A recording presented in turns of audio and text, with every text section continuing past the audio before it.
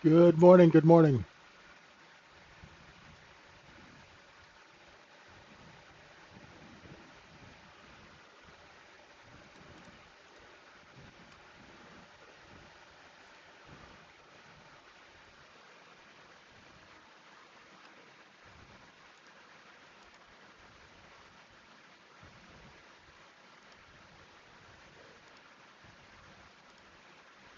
How's everybody doing? Hey, Ronan, how are you?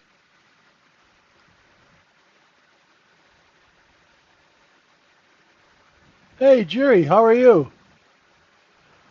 Hello, hello. Hey, do you want to, before I forget, Jerry, can you message me? Let me know when you're back, okay, brother? Thank you. Hey, Ronan, Jam, how are you doing, brother? Good to see everyone. Thanks for joining me. And here we are at the Trading Syndicate. We've got some new folks in the room. Nano, good morning. Welcome to the room. Welcome to... Who else joined here? Well, Cisco, you've been in here for a while. Welcome to anyone who's joined over the last couple of days. Good to have you with us.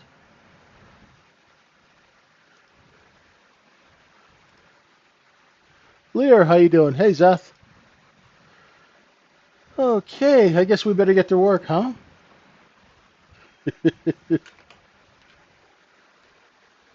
Hey, Kevin, Lonigan, Moran, how you guys doing? Good to see everybody. Okay. Well,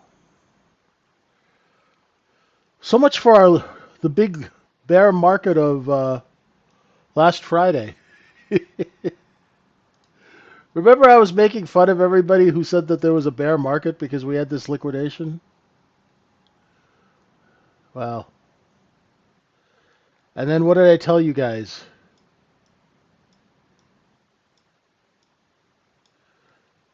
6306. Hey Troy, how you doing? Good to see you.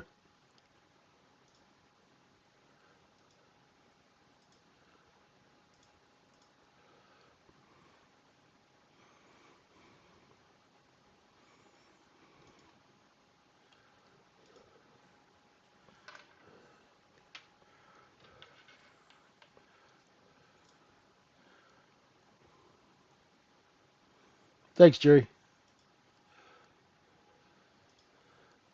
Good, good, good. So we have higher lows, right? Hey, Joe. Tim Apple kissed the ring. Okay, good. Good. Do whatever you have to do to keep the president happy, right? Make sure he's got his chicken McNuggets and his Diet Coke. Just keep him happy. Hey, Jeff. How's it going? So I said, if this thing does not take out 6306, it's going to turn. Kind of like when you grab an alligator by the tail. You know, Ray's favorite sport is alligator wrestling. When you grab that gator by the tail, he might whip around on you, and that's exactly what happens here. If a market can't take out a lower level, especially this market, it will turn and move the other way, and that's exactly what it's done. I honestly thought that this liquidation, I thought we'd get some sideways action here. Then what happened is we got sideways action on the gap fill. That's very interesting, right? And now I know a lot of people, they're like, okay, JJ, where's the trade? You know, we're not deep thinkers. But every once in a while, you got to see something that kind of makes you go, wow. It's like this region here needed to fill out. And what happened was that price stability, right, where we started making higher lows, that started seeping into people. People got short under 63.49, I believe it is, right?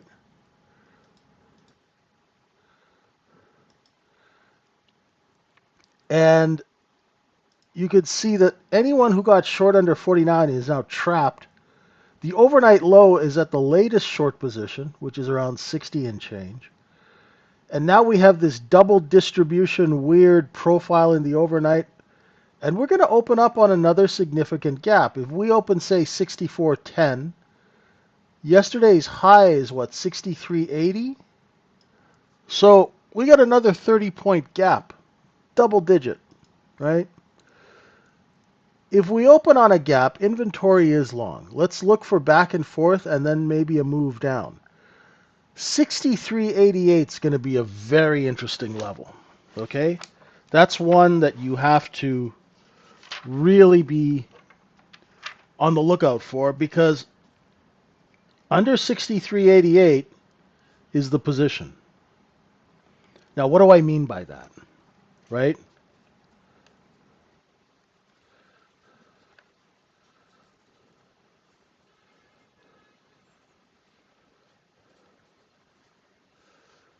The position is the inventory, right? Yeah, and what Jam said, right? We had a 50-point gap that was filled in one day. This, you know how they have foreshadowing? This was foreshadowing to this move. Remember a couple of days ago, I was fascinated with the fact that we filled a 50-point supply gap in one day.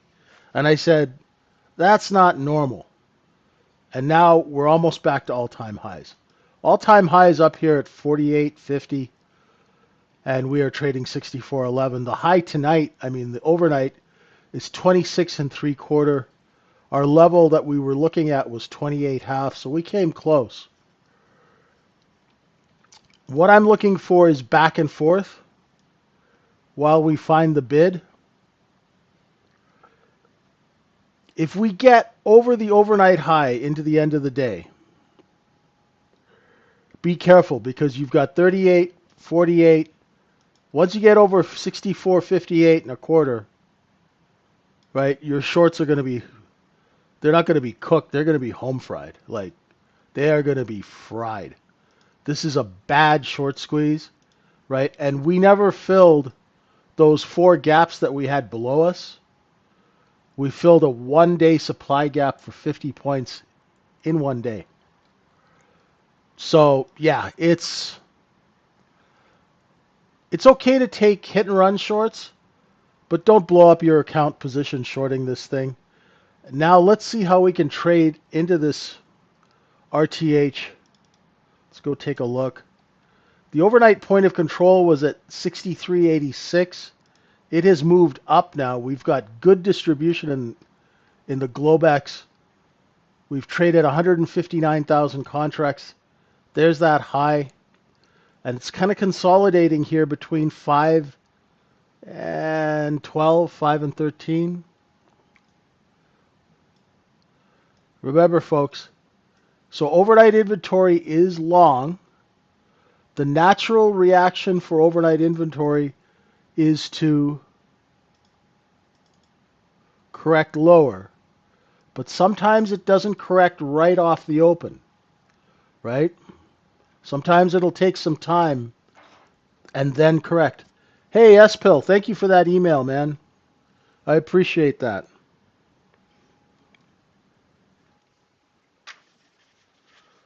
Much appreciated. Good heads up.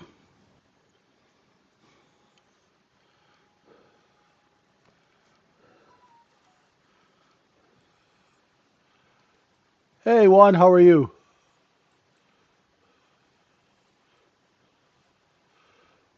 If you are starting out, and yeah, exactly, 7.5 to 11, that's a pretty decent balance zone. You see it, right, Aaron? Nice work.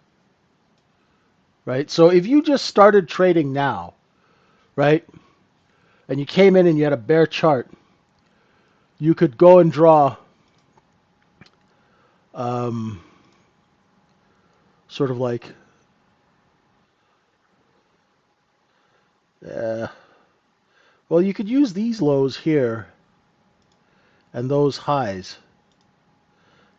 It doesn't have to be the same as mine, but you can see that back and forth,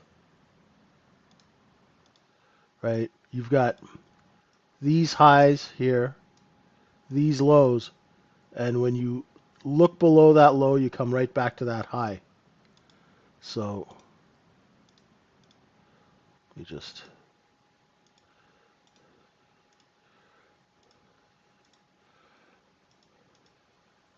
so 6 1/4 to 10 3/4.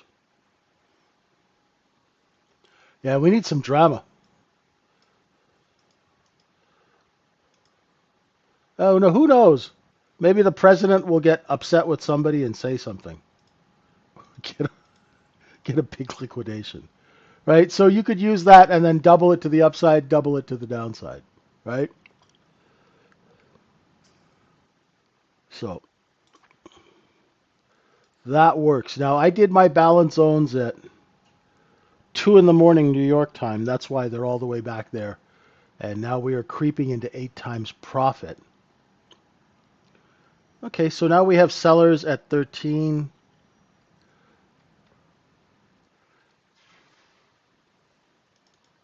Remember, so what's the most important thing? I had a conversation with somebody this morning, and I think I should repeat the important parts of it.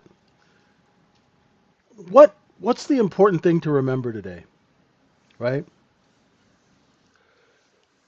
I'll be right with you, Troy. One sec. Let me just finish this thought.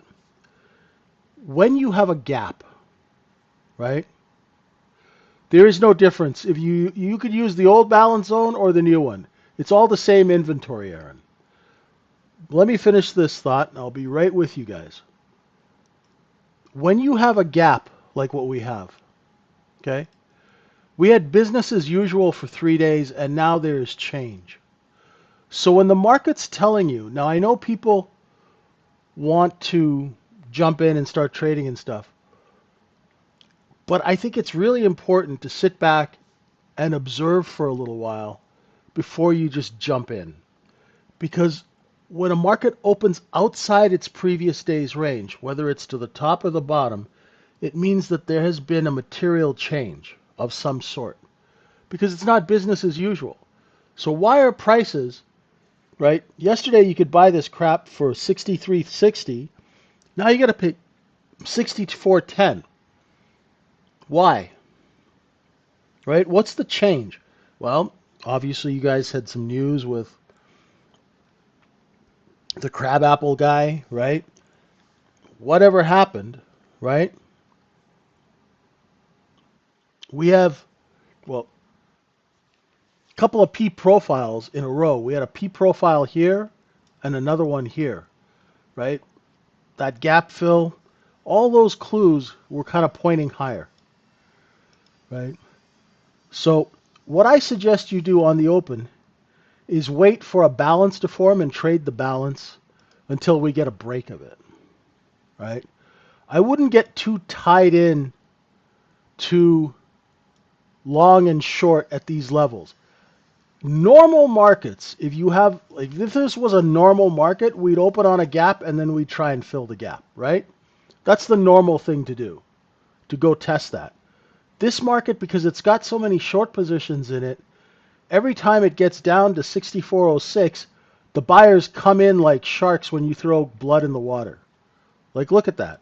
For 12:30, right? So basically for 2 hours, right? The market's been bid 64.06. Eric, how are you doing? Good to see you. Right? So let's watch that.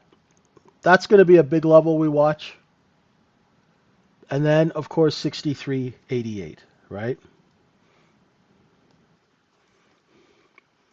So there have been 2 hours worth of buying at that level. Right? So there are a bunch of unfilled buy orders here. That's what creates support.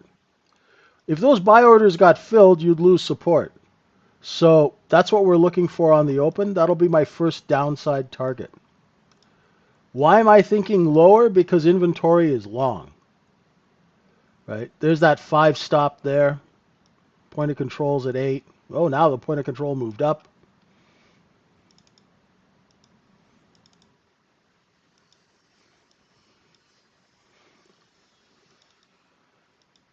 Just remember.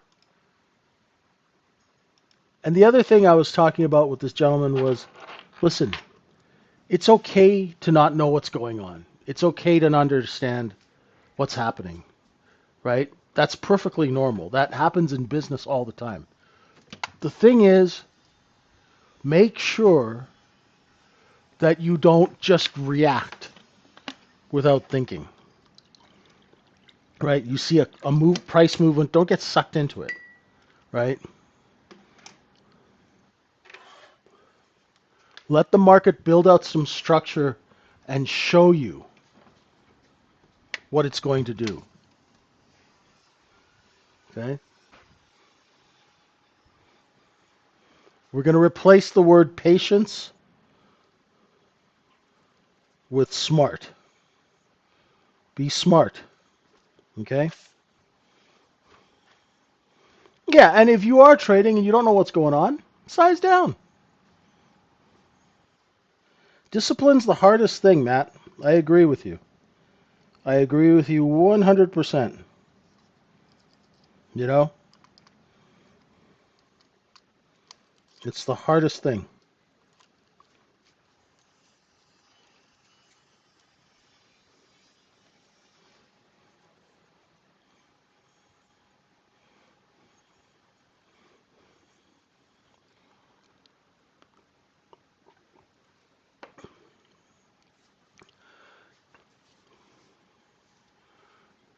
Yeah, it entices you. And that's exactly, but you know, you want to think that, you know, you ever go to the carnival, they always try and entice you with those games. The basketball, trying to get the basketball in the hoop, but the hoop's too small. The ball bounces out, right?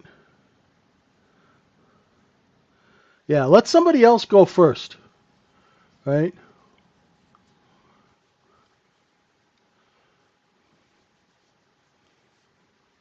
You could try that, Juice.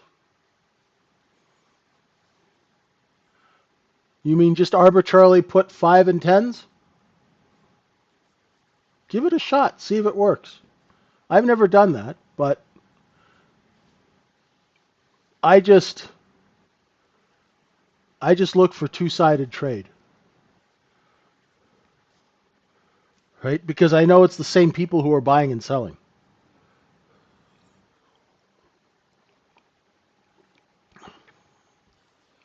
Hey, Christian, how you doing?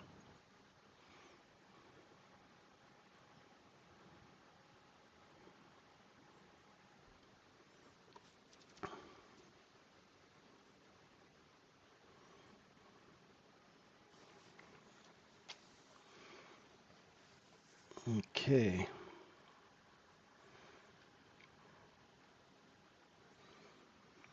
Oh, 10 minutes. Jeez. Feels like I've been talking for an hour. Oh boy. Give it a shot, Juice. Tell me, let me know how what the results are.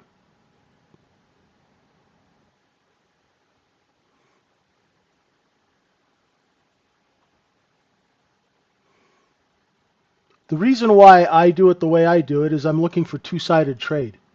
So what I'm doing is I'm looking to see where they sell into it and where they stop selling, right? Because now I have a business reason, right? It's not arbitrary, right? So that's the reason for my madness. I see sellers here and I see at this level here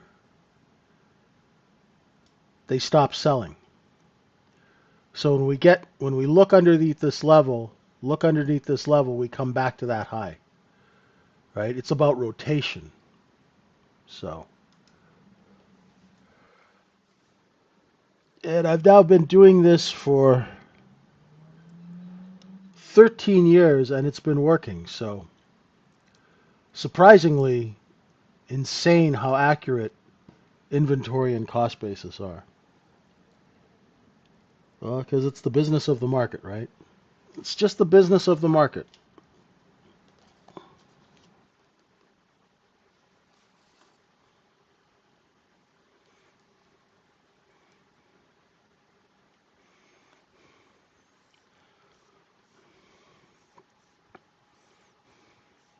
Hey, thanks, Kunj. Yeah, on these particular levels, there were multiples of 10.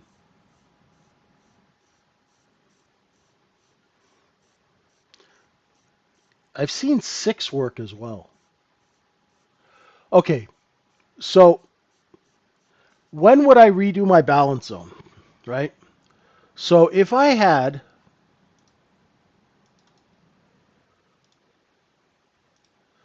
say I had a balance zone down here, right? And you know how sometimes you get like a Fed announcement or a big piece of news and the market goes straight up for 30, 40 points in like 5 minutes and then it'll go sideways, then I'll redo it. But right now I'm happy, right? There's cost basis times 2 times 4, right? There's times 8, right? If I can, I will leave them alone. Once I draw my balance zones and I know they work, I don't mess with it. Now I focus on execution, right? If you get a big spike up or down and then sideways action, then you redo them. Does that make sense?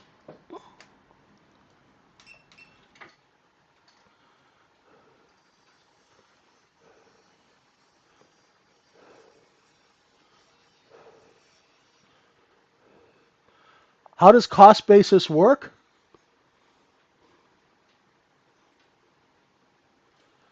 Okay, Kunj, say you're selling apples. You go and you buy 100 apples and you pay 5 cents for those apples, right? You put them on sale at 10 cents, you're doubling your money. That's cost basis.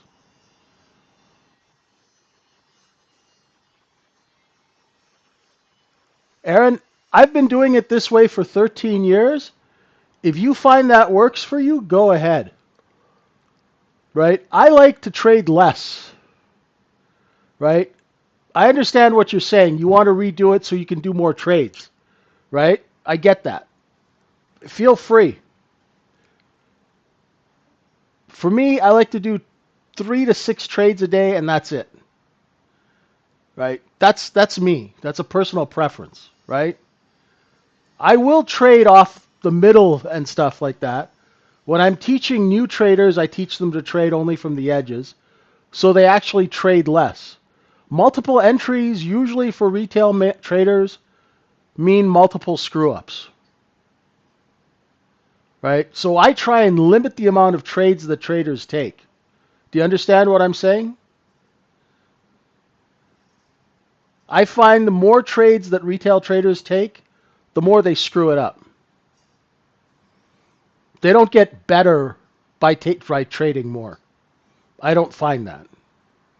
I find that you wait for your opportunity, you take your trade, and then you get the hell away from it.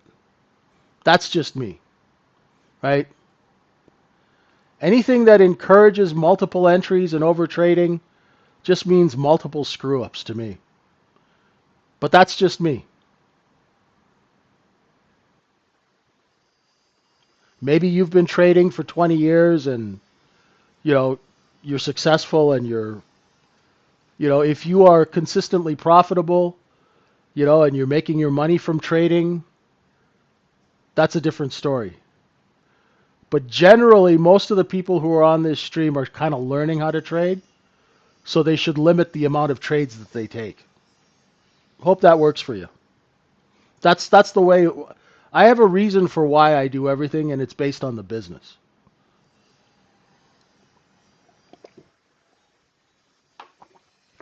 Right? Everyone I know who trades 15, 20, 30 trades a day, none of them are profitable.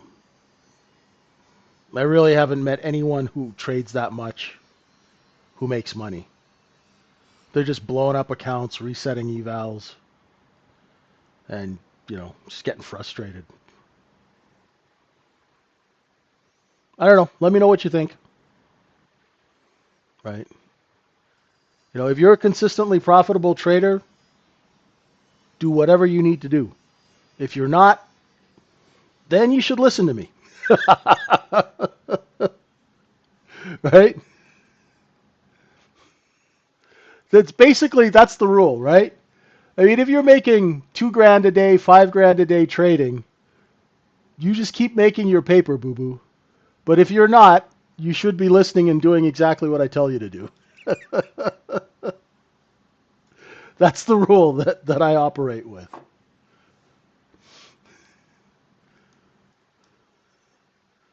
So let's see if we can take out this level here. Right? We're coming down here. Let's see if we can take out the sixes and the fives. My initial balance zone today was 80, 85 3/4 to 89 quarter.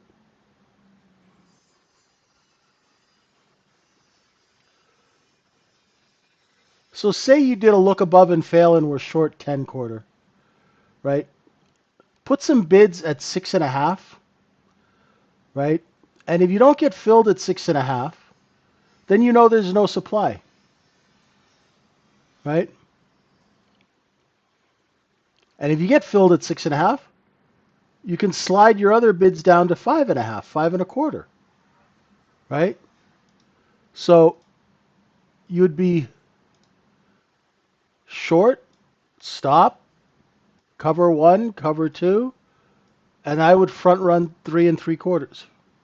Now we're breaking that, so we should have a good amount of this inventory should start falling out now. And that's what we're looking for. Nice.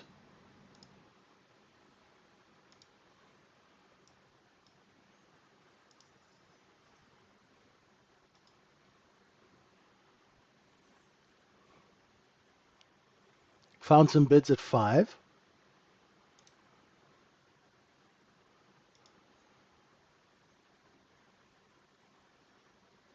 Let's see where the sellers step in, folks.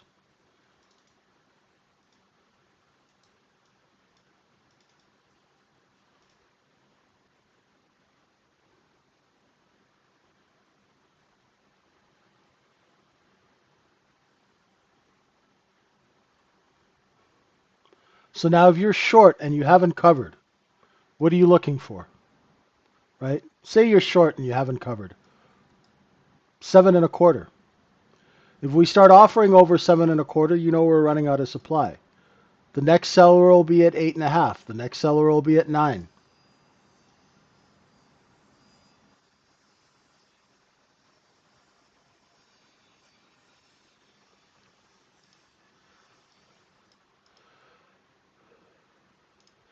You know why people don't like scalping? It's because they're not good at it. And people have a tendency to hate on what they suck at. That's just life. Right? So I shorted 5 3/4, just one contract. I got a 3.25 bid and I got hit.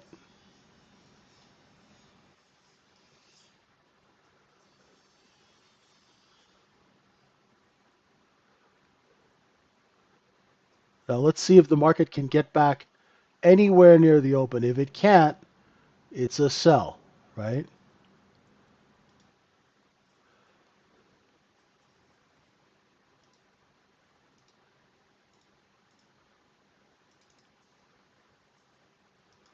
Coming into VWAP, there's going to be a little bit of buying at VWAP.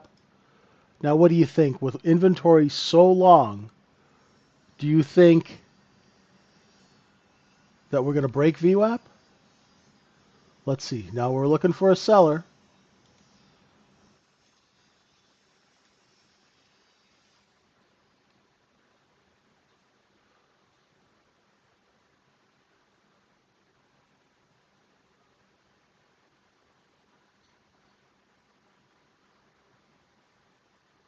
What's up, AZS?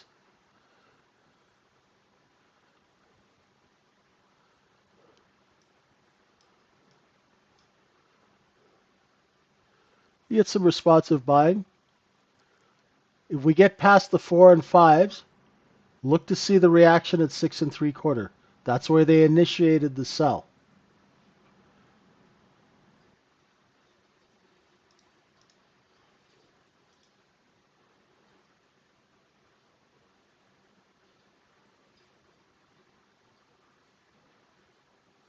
There we go.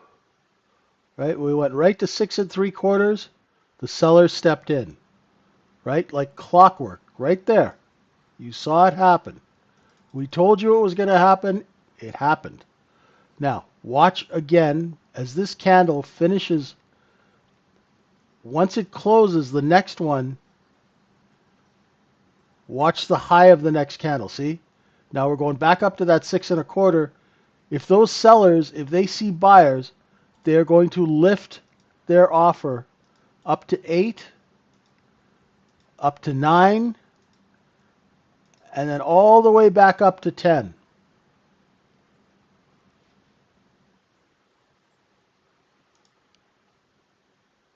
There it is.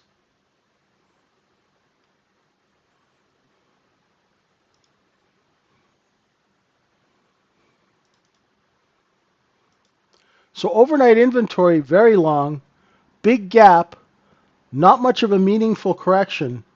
So we know off the open that the shorts are really jammed under 6,400 because they came in like gangbusters and we couldn't break VWAP, right?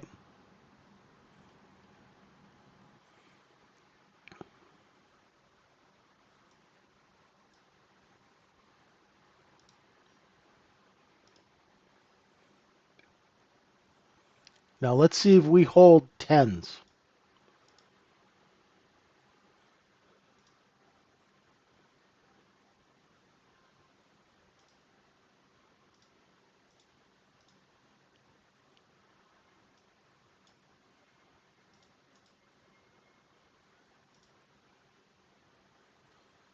Nice work.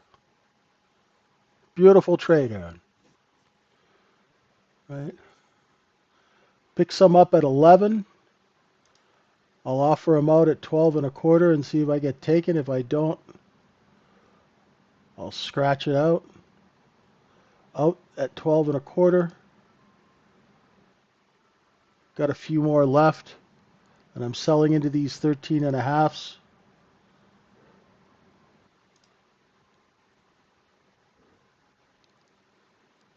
And I got one left. 13 3/4 is my last print.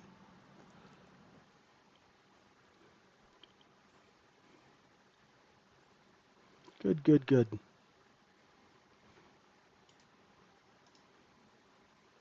Now we're going to backfill. See if we hold the 10s again.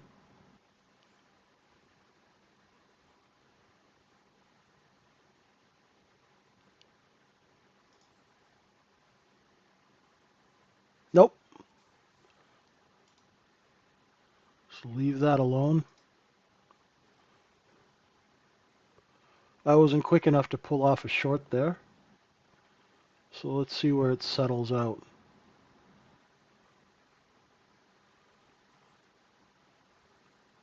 Now we can't get back over 10. 10 11. Be looking to hit it on the short side.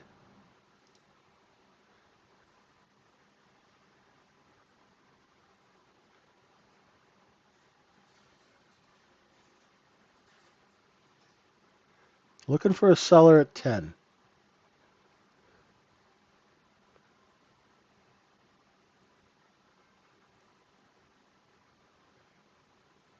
Gosh. I'll wait for the next candle.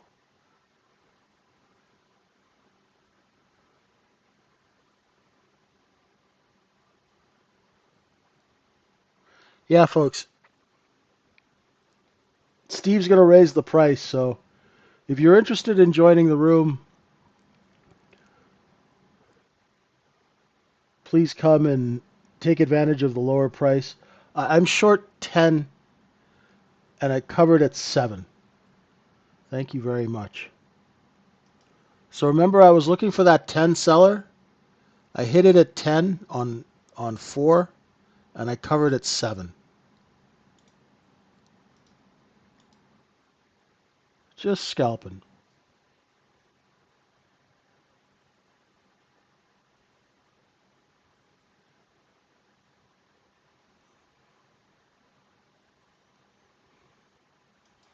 Yeah, the edges are great to trade from, Aaron.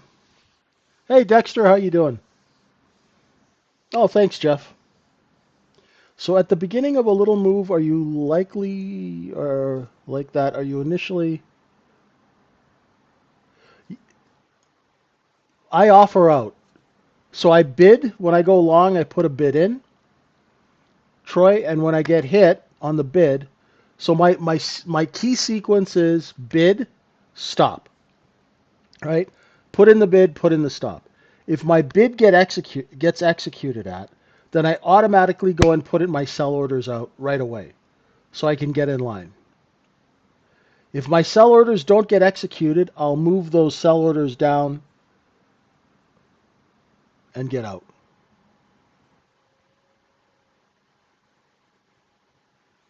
No, no, short 64.10. Sorry. I shorted 4 contracts, not 10. I should have said short 4 at 10.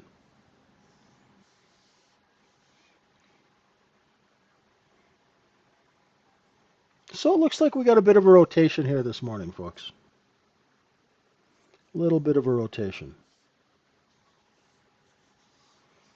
Yeah, I like trading from the edges, Aaron. It really keeps me from making bad trades. You know, the problem with bad trades is not only do they eat up your money, but they frustrate you. And as soon as you get frustrated, man, they got you. Right? That's why when we were on the trade desk, I would do things like if I knew there was a seller or somebody that I wanted to screw with, I would intentionally do things to frustrate them, right? And then when they get mad, they make bad decisions. And then you could take all their money.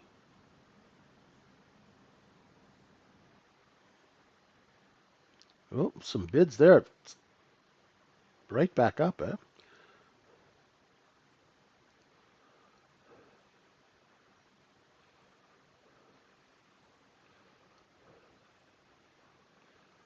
Yeah, it's tough to unlearn bad habits. I had a ton of them. I was like the king of bad habits when I started retail trading, right? I'm right there with you. I still have bad habits. My biggest bad habit is discipline to stay focused and do the work. So juice LBF means look below and fail.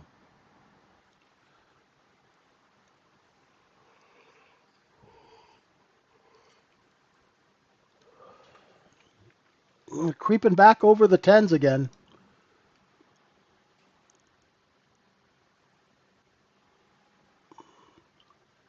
So we have a seller at 13 and 3/4. So if you were long 10 or 11, I'd be a seller at 13 and a quarter. Because, I want to be out.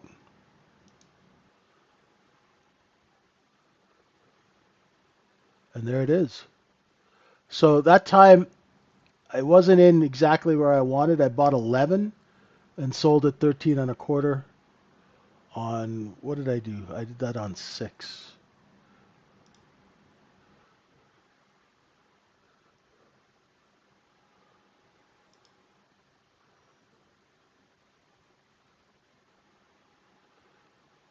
Yeah, the thing about bad habits is, like, you don't get rid of them and they stay gone. Like, they keep creeping back, right? That's the crappy thing, right? You got to use the method, right? You got to stick to the method. You're right, Aaron. Because those bad habits, they creep up on you. So if we can clear 14, I'm looking at 17. Oh no, there's sellers here.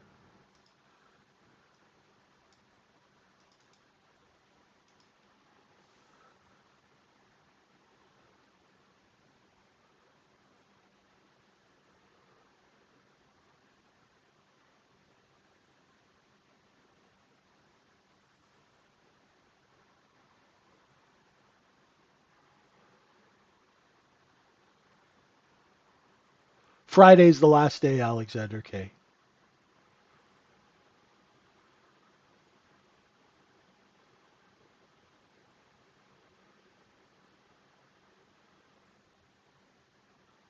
I don't see direction here yet. If we start taking out the 11s, be careful. Yeah, there it is right there.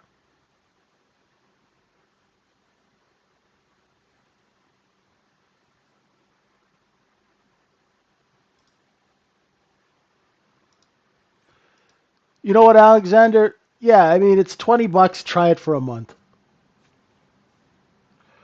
How can you train your stop to stop trading? Uh, I find it easy because I'm cheap, and I hate losing money. I'm really cheap, right? Like that's you know, like as soon as I take two stop outs, I'm like, ew, I don't like this anymore, right? And I step away, right? Aaron, you have to work on your inner Scrooge, right? Channel your inner cheap old guy, you know?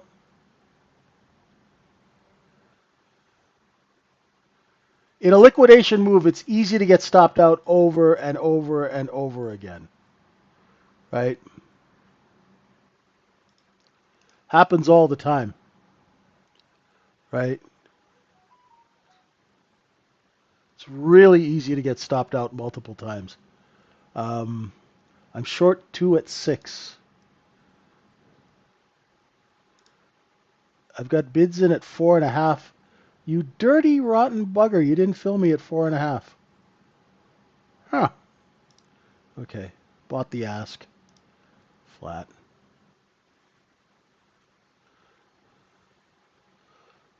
Let's see. Can we get back up over the open?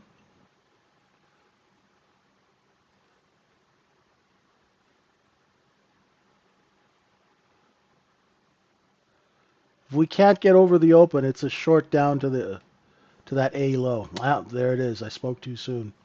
Back over the open. Man, how many people shorted this thing yesterday? Jeez, we got a lot of responsive buying.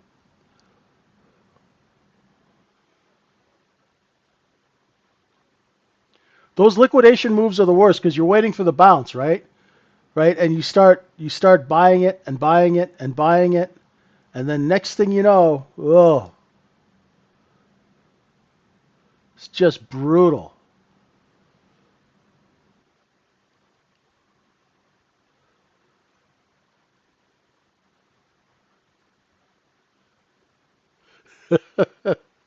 Maybe push-ups are the thing to do after a couple of bad trades.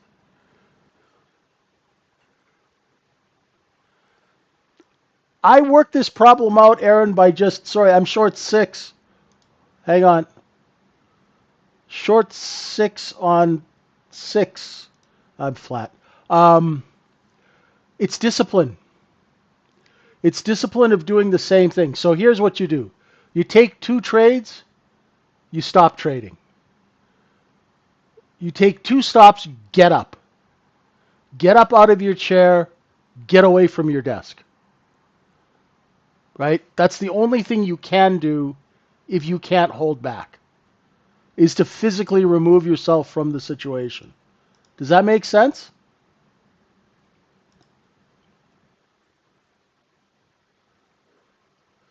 There's really nothing else you can do, right? I mean, you could get your wife or girlfriend to come hit you in the head with a frying pan, right? But generally, you've got to get up and leave the temptation, right? Because then it's a temptation thing, right? Now we're finally getting that inventory adjustment, ladies and gentlemen. That's why I've been trading short. For me, get up and leave. I get stopped out a couple of times. So I'm short 4. I'm covering 97.5. At 98, I bought it back at 98. Not the greatest execution on my part there.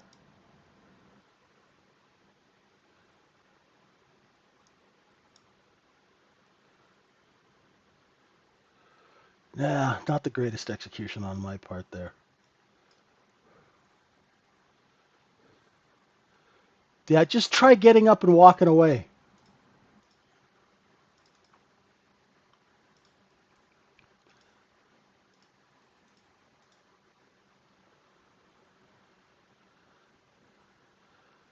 The weird thing is, I had a friend of mine, and he would start trading, and he'd make money, and then he'd walk away, and then in the middle of the night, he'd wake up in the middle of the night, sit down, and kind of like almost in a trance, he would just start trading, and then lose it all, and the next thing you know, he'd be like down 6 grand, and he wasn't even aware of it. So it, I do find it hard. Maybe lock your door and give your wife the key. Something like that, right? It really depends on how bad the problem is. I don't know what was wrong with him, but he would like just get up in the middle of the night, start trading, and then I would wake up in the morning and he'd be like, "Holy crap, I just blew up my account."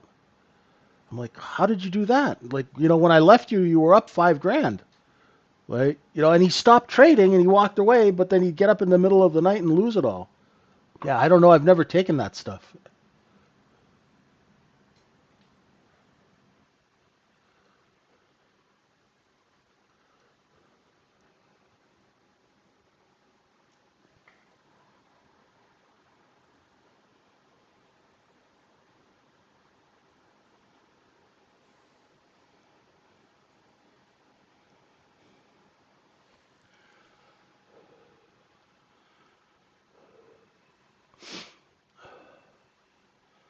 Little short covering here in those single prints, right?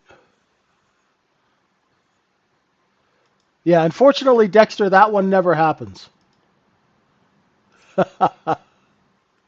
Wake up in the morning and your account size is doubled. Yeah, that one I've never heard of that one, right?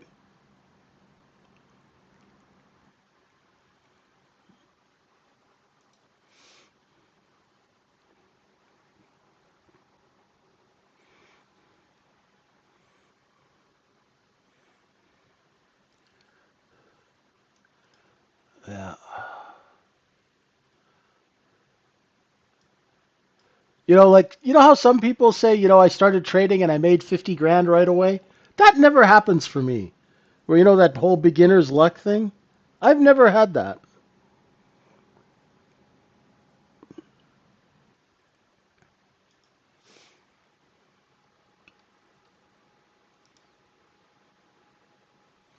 Yeah, one my first retail trading experiences were soul crushing.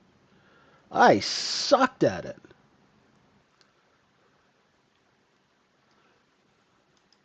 I was horrible at it. No discipline, no trade setup.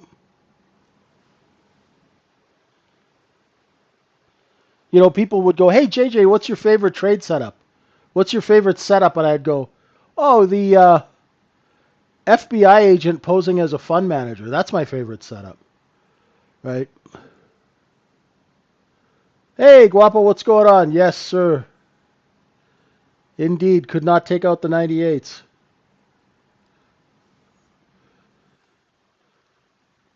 That's how they get everybody in this business. The old fake FBI, fake fund manager that's an FBI agent. Happens. I read it all. I read about it all the time. And posing as a fund manager, we entrapped this guy. It's hilarious. Every single time. I didn't even know what a trade setup was when I started.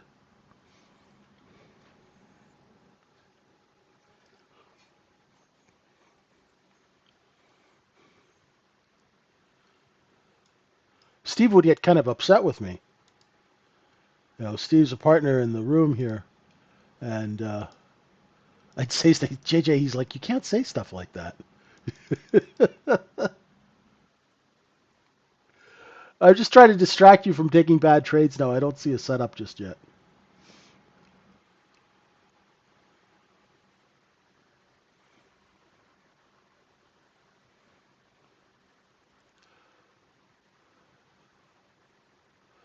My Globex live stream is at 2:30 in the morning New York time, 7:30 in the morning London time, UK time. I'm thinking of adding a third stream, but there's really not much demand for it.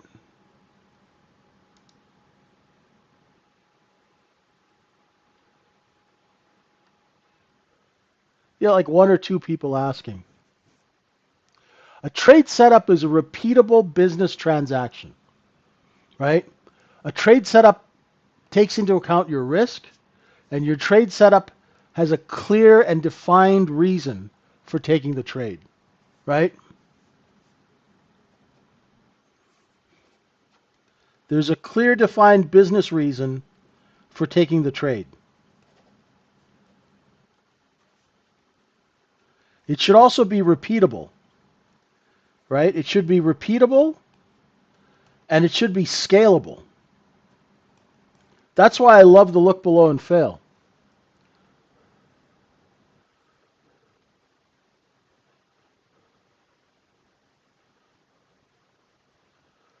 That's cool, Troy.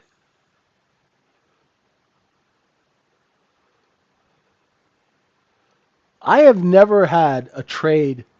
When you kind of like you get into a wrong trade or you screw something up?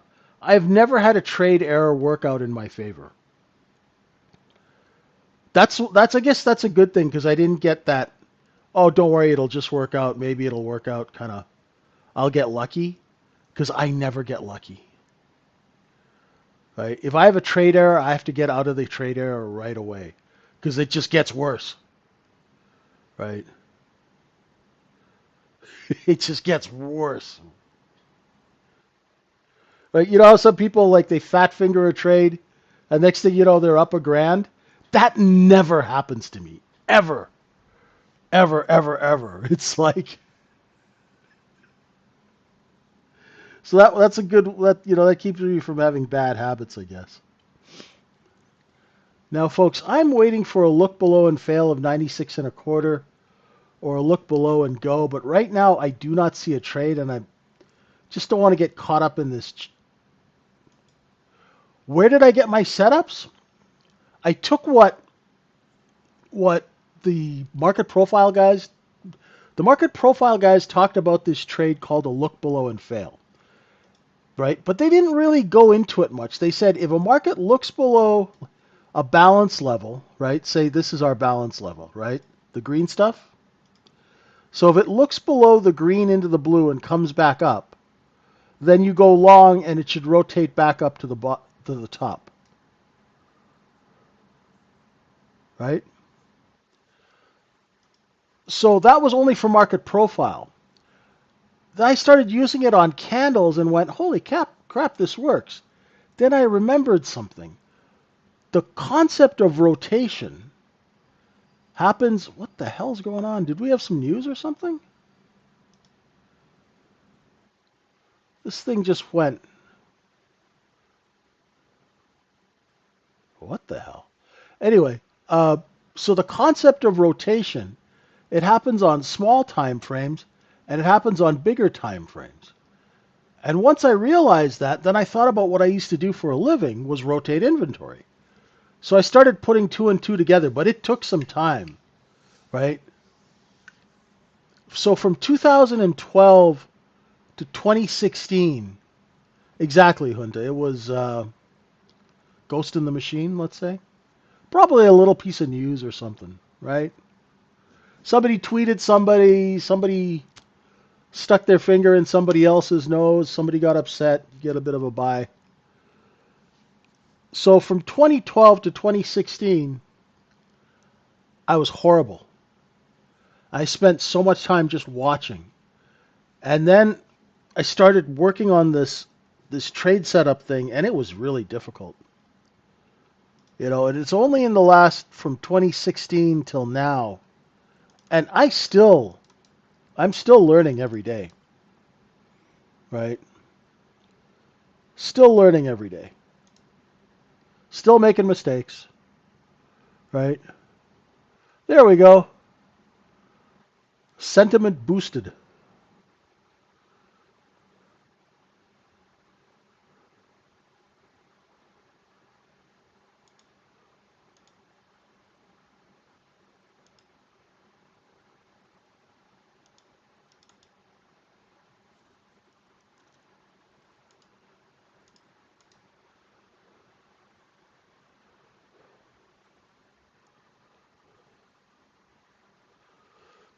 Jeez, okay, what's going to happen here at 10? 10 quarter. Oh, is there a Fed speaker? I didn't even know. Gosh.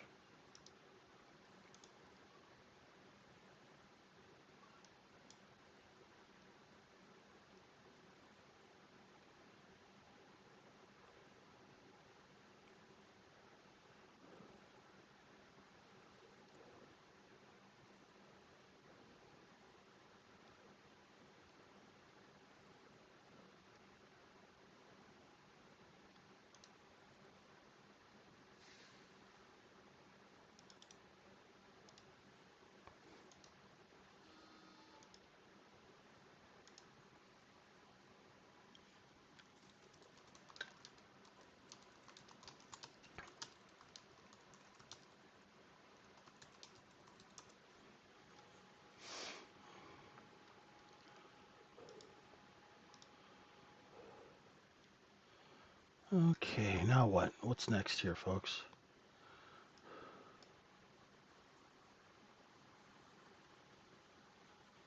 We stopped, didn't fill the single prints. I should have picked up on that, shouldn't I? Leslie, where is last week's point of control, if you don't mind?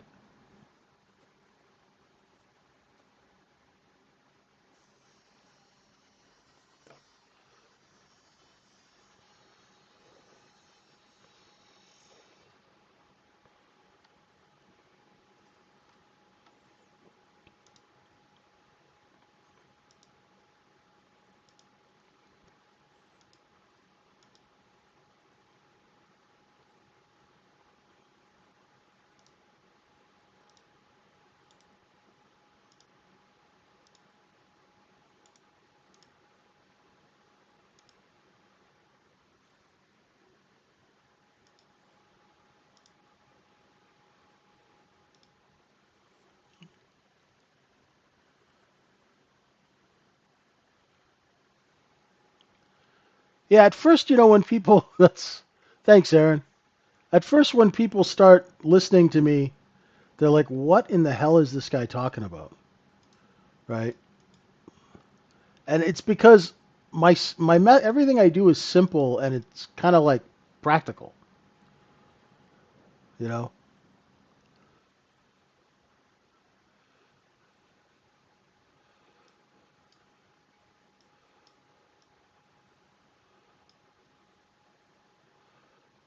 Jeez. Well, I guess long is the only way to go here, isn't it? Let's see if that B low holds. I'd like to see the B low come down to the open.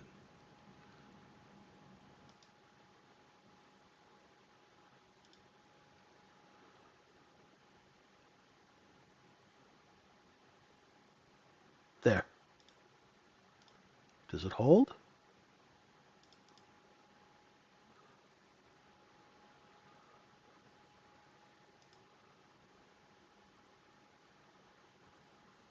We're going to look for the bid in the second half hour here. Wow, look at that. Jesus, this thing comes apart like a cheap suit. I missed the look above and fail. Okay, so now, you know how I was talking about lack of discipline, right? That was lack of discipline for me right there. I missed an obvious in-your-face trade because I was looking at the wrong thing. I was looking at the TPO instead of looking at the candles. Do you recommend implementing depth of market into your system? No. Depth of market is a useless, it's is absolutely useless. Don't waste your time. Because no trader, unless they're high on cocaine and on a 3-day drug binge, is going to show you their intentions in an order book. Okay? If I need to buy 1,000,000 shares of stock, if I need to buy 1,000 ES contracts, I sure as hell am not going to announce it to the world. And it's not going to go in an order book. That stuff is all just snake oil. Okay? In this business, if people know what you're going to do, they will front run you and they will literally rip the flesh off your bones. The last thing you want to do is show your intentions.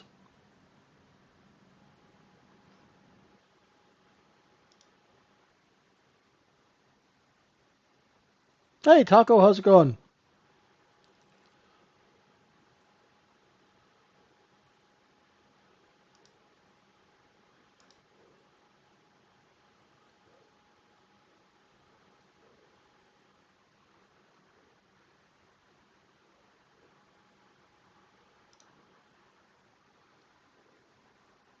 How you doing, brother? What about order flow data? You got it right in front of you, brother. This is order flow data. This is the most pure form of order flow data that you could possibly ever have. Order flow is a buzzword. It's a marketing word,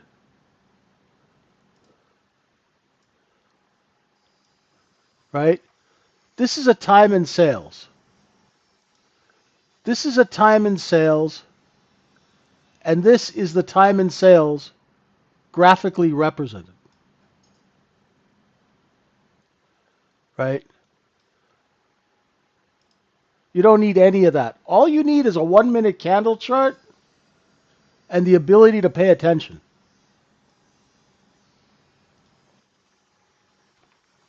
Don't fall for all that stuff, folks. It's marketing. Because everyone's looking for the magic bullet. Everyone's looking for the holy grail in trading, right? You know what the holy grail in trading is? You're not going to like the answer. The holy grail in trading is discipline, common sense, and good business habits. And hey, listen, I'm the first guy who was looking for the holy grail. Give me something magical that I can use. It's discipline.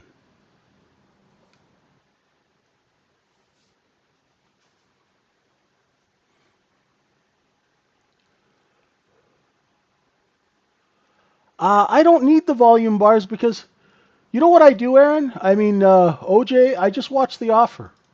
Here, let me give you an example. Right? Let me just get rid of all this crap here.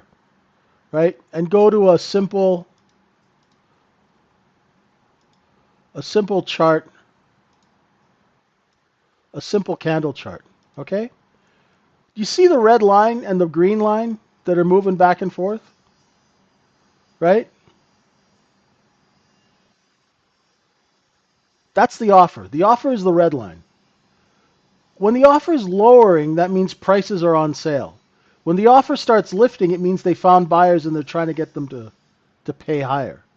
So all I do, the simplest, easiest way to trade, right? Well, not easiest. The simplest way to trade is to draw a line at a price level. Okay? And then watch when the offer comes down to that level, or watch when the offer comes up to that level. So watch the red line when it gets to that white line, right? It should hit that white line and come down because sellers are competing.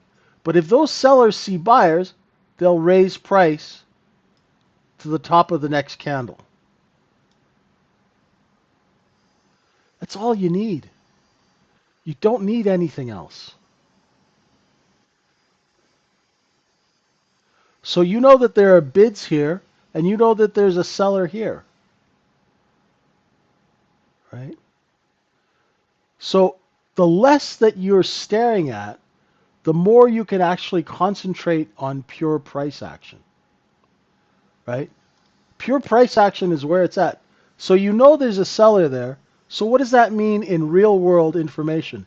If I was long at 6,400 and I know there's a seller at 4.25, I'll be selling at 4 before that seller takes my customers. You see how simple it is? It's really simple. The execution's not easy because it takes time, right, to master anything, right? Just draw some lines and watch when the offer comes down. Now, if we get under 6,400, it means they have to sell under 6,400. Why? Because there's competition. Competition makes price go lower. Now watch that 63.98, right? There you go. So if you were shorting this level, you'd put your stop here. If you were shorting that level, you'd put your stop there. And you'd look for the next lower levels. You'd expand the chart out to see where you should be covering, right? All you need is a 1-minute candle chart. Market profile is nice to have, but it's not 100% necessary, right? Market profile is like having a map of the city, and the 1-minute chart is like having a map of the neighborhood that you're trying to figure out where you are in. Very simple.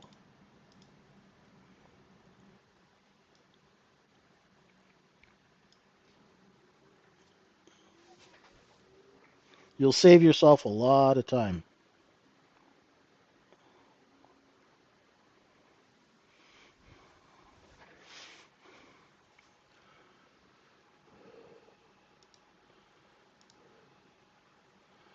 And that's the kind of stuff that we'll teach you in the room.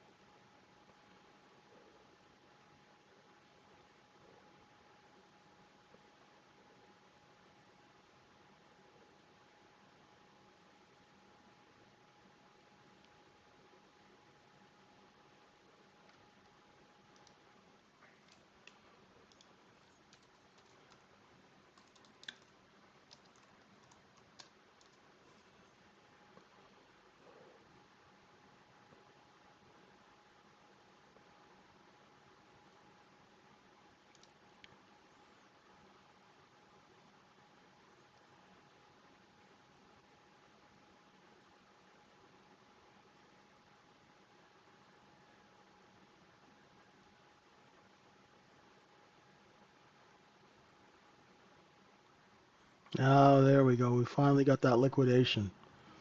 Let's see if we can get down there. Right? The gap's at 79.25. Now we're going to hit some traffic when we get into the 87s.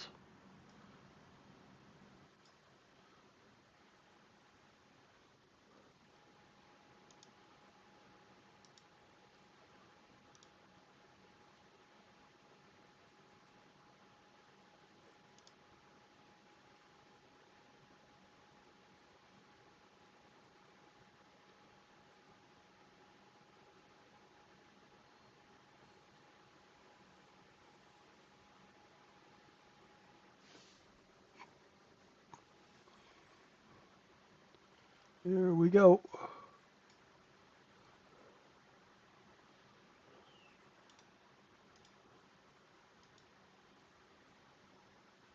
Came right to the time point of control of the overnight session.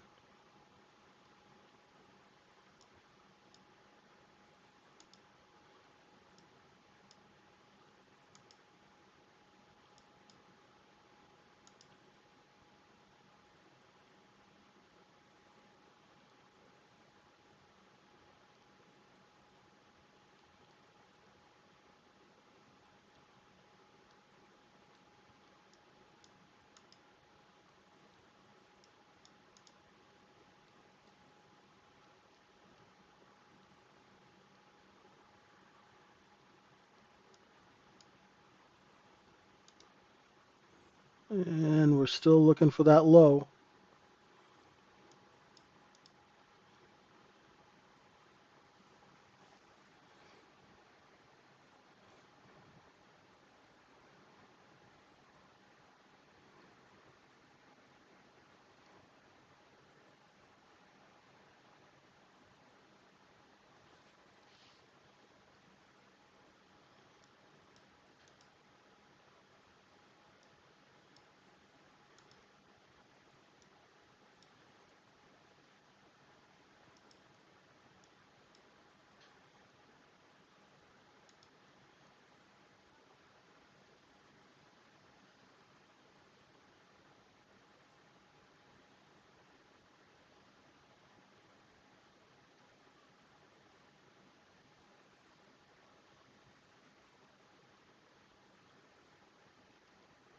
Okay.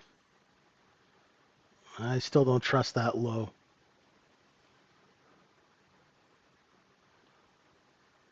Right, we came right back to the cost basis and stopped. That's where I got my balance one. It was 85. At the time, it was 85 to 89.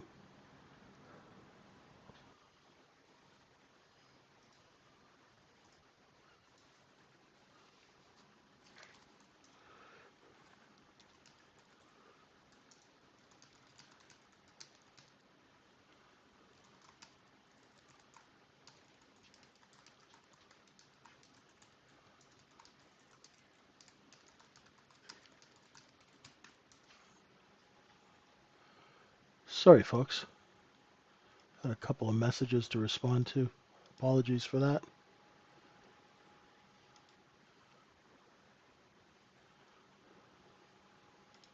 So far, no gap fill.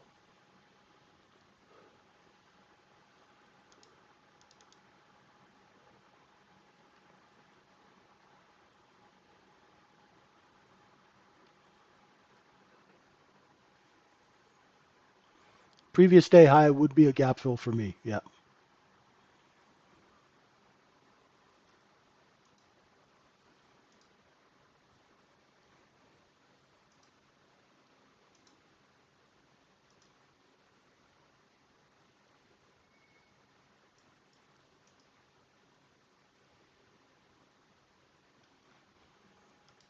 Good write up, Taco. Good write up. Yeah. The look below and fails are working, right? So if you're taking that look below and fail, just remember that inventory is above us and to sell into strength, right? So if we hold 89 and a quarter, we'll start rotating up. If we lose 89 and a quarter, you're looking for 85 and three quarters, right? We have a seller. See, we got a seller right there, right? You got a seller at 92, right? So it helps to really understand where the sellers are, especially if you're going long. If you're going short and the sellers are still there, then you got backup. But if you're going short and you lose that seller, then you know to cover your position.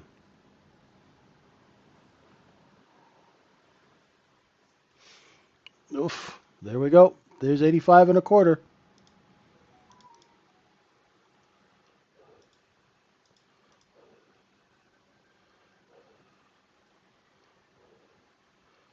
I think we're going to try for a gap fill here.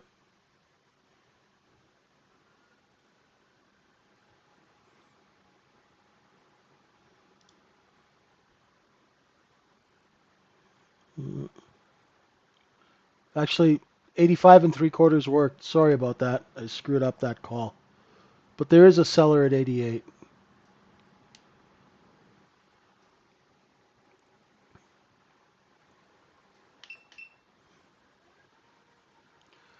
Do I recommend using volume profile? It's good when you're doing analysis, but not when you're actually trading. Yeah. So exactly, Aaron. If there is a gap fill, right, or a gap to be filled, a lot of short sellers will get in there and they will buy before the gap, right?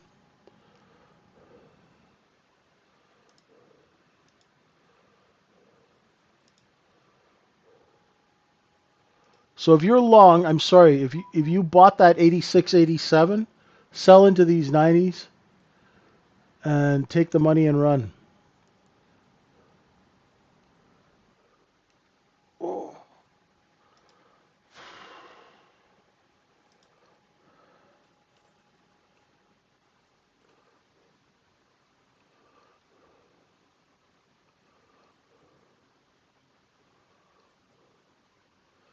Thanks, Leslie, for that info. Sorry, I forgot to thank you.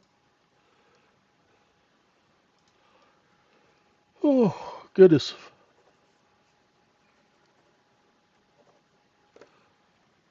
You have to forgive me, folks.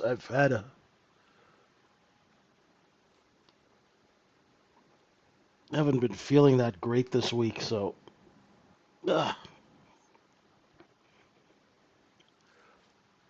might be a little slow.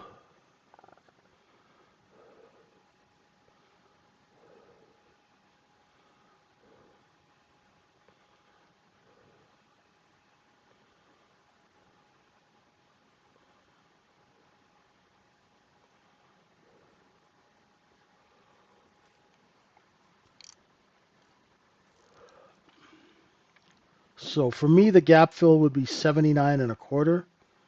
If we break the 85s, we're looking for these lower stops.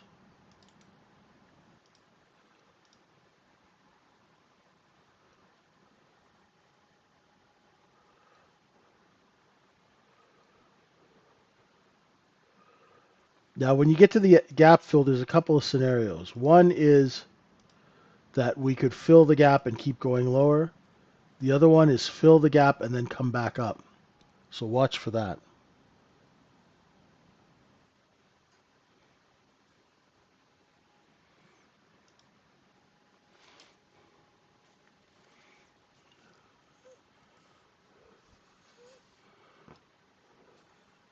Nice work, 86 to 88. I'll take 2 points every day, all day, every day, and be very happy.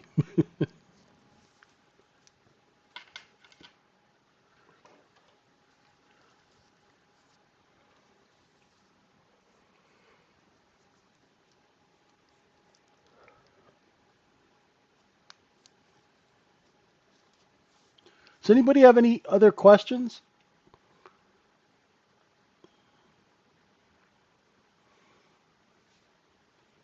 What I'll be looking for now is for that point of control to move down.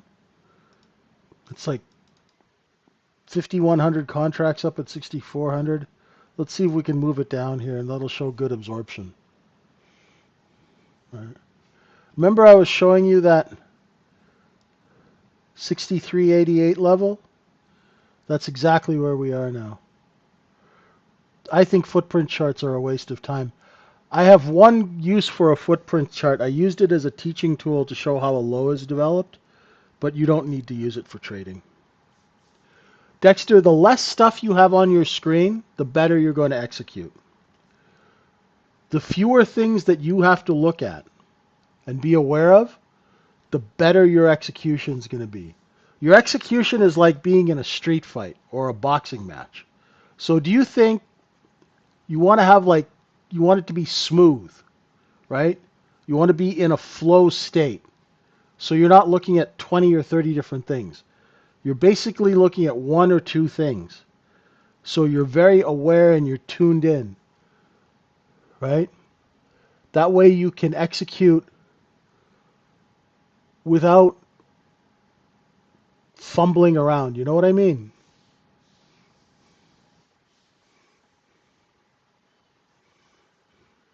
So if you only use volume profiles and footprint, I mean, yeah, I would throw them away. I mean, unless you're making are you paying your rent from trading using those things? If you're not consistently profitable, simplify, right? And that's what I say, you don't have to listen to me. But if you're not profitable, you should listen to me. If you are profitable, maybe incorporate what I'm saying, some of it, take the good and throw out what you don't want. But if you're not making money doing this, it's pretty simple. 1 minute candle chart, draw out your balance zones. Yeah, if you're not profitable, don't use volume profile, don't use footprint, don't use the DOM, don't use bookmark, don't use all of that crap. Learn how to read a candle chart and don't worry about patterns. Look at the candle chart's going to give you an insane amount of information. But nobody looks at it for what it is. The candle chart here is showing you that sellers are competing and lowering price. So there's no reason to buy the product, right? So now if the sellers are lowering price, that means short good, long bad. If the sellers are moving price up, go long. You know what I mean? You don't need a footprint chart to tell you that. In fact, it's going to confuse the crap out of you and you're going to not make any money. The reason why is we give retail traders 300 indicators, all these different trading tools, but none of them actually tell people why they should be doing business. Learn why the trade works. There is a business reason for why the trade works. It's either lack of supply or too much supply. That's all there is. There's no magic indicator. You just got to do the work. Just stick with it. Stick with it. You'll get there. Just stick with it.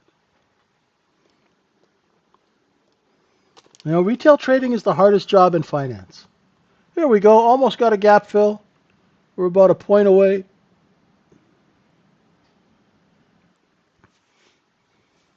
Took a while, right? Took an hour before we finally built up and trapped enough people long that they had to sell it off.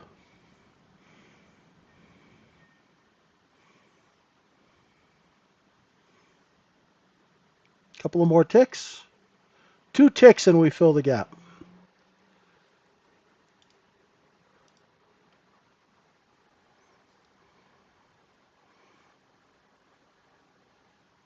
Gap fill. Finally.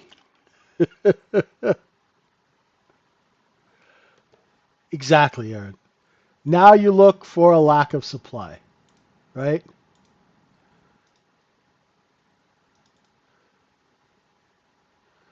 And knowing, Aaron, that the LBF, right, you've got supply above you, so it's not going to be a huge trade.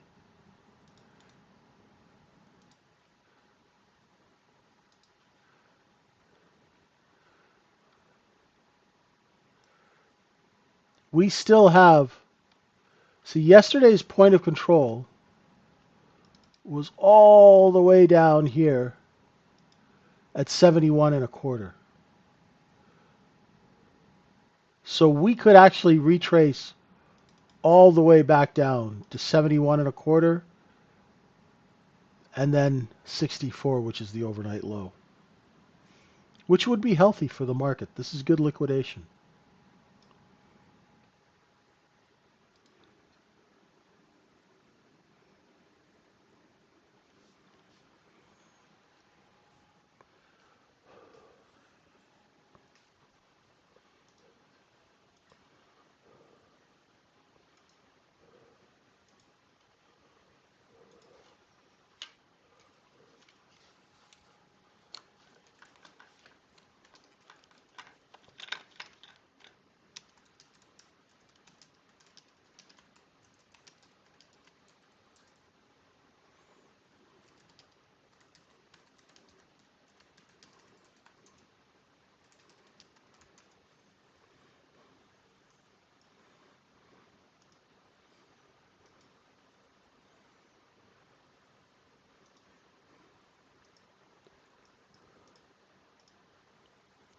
So the market liquidating like this compared to previously it wasn't. How has it changed? We ran out of buyers, George. What do you do at work every day? How do you blow out of your inventory? Same thing. Same thing, brother. This so when it was up and it gapped up, that was a temporary mispricing, which is being corrected now. So is it necessary to separate Globex low? Yes. Yes, bull for trading. Because the Globex low is 63.64. Yesterday's low, RTH low, is 63.26. There's a big difference, my friend. Big difference.